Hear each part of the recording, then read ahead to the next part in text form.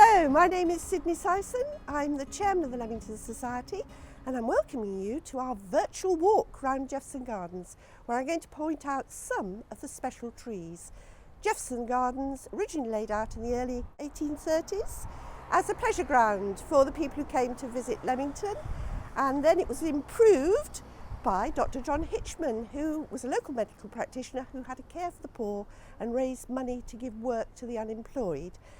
Gradually, people became a bit more ambitious and decided they'd like to rename Jephson Gardens, as it now is, in honour of Dr. Henry Jephson. So a committee was formed, more money raised, and a lease taken from Squire Edward Wills, whose land it was in the first place. And we have to be grateful to him for putting it aside so we could enjoy the walks.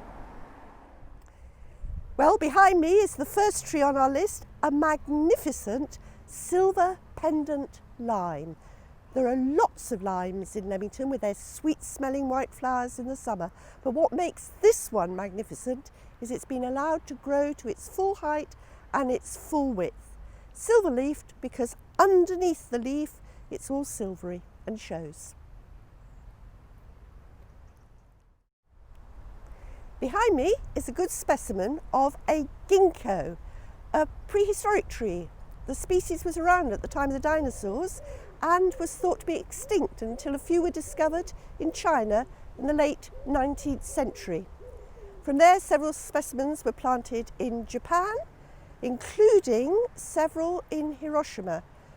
The tree is resistant to pollution, and although there was one ginkgo within a kilometre of where the bomb was dropped in Hiroshima, it lost its leaves, was charred on the outside, but when the time came for leaves to be put forth, it put forth its leaves again.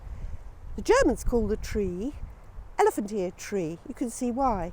And we sometimes call it a maidenhair tree, because maidenhair ferns have leaves like these.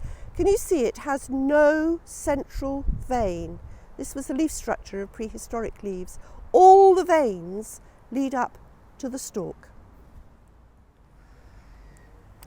Most people don't realise that many oaks are actually evergreen, and this is a good example. This is a holm oak and you can see the acorns on it. Behind me is a larger holm oak, one of the many that were planted in 1848 at the Ceremony of Oaks shortly after the opening of Jephson Gardens. Each one planted to commemorate a particular person in Leamington. Henry Jephson, Dr. Hitchman, etc. Also a few national figures like Wellington. Not all of those planted have survived. This is a replacement. There are actually two of the originals though along the main path.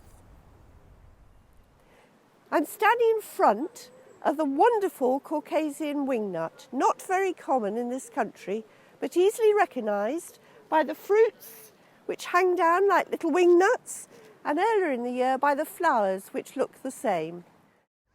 This one loves being near the water, as you can see from its fantastic trunk. There are a few more in the gardens just before you walk over the mill bridge on the left-hand side. Behind me is an Indian bean tree. Now, I always thought of Indian bean trees associated with India. Wrong. Think North America. Its botanical name is catalpa, named after the North American Indian tribe where the first one was nearby found. There are lots of Indian bean trees in London, round the Houses of Parliament, Westminster Abbey and in St James's Park. You can recognise them by their large leaves and by the beans that hang down roughly at this time of year. There are a few on this tree, and by the white runner bean type flowers in July. This tree, unfortunately, is nearing the end of its life. There are others in the garden, including two western bean trees, one each side of the gates leading into Newbold Terrace. This is a paperbark maple, introduced into this country in 1901 by Ernest Wilson, a very famous plant collector who came from Chipping Campden. You can recognise paperbark maples by their bark, which peels off like little bits of tissue paper. and with the sun behind them glint. Well, we've come to the end of our brief walk round Jephson Gardens. Thank you very much for joining us.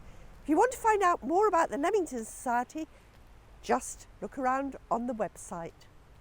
And before I go, I think we ought to say a big thank you to the Green Spaces, Parks and Gardens of Warwick District Council, who maintain Jephson Gardens and our other green spaces so beautifully.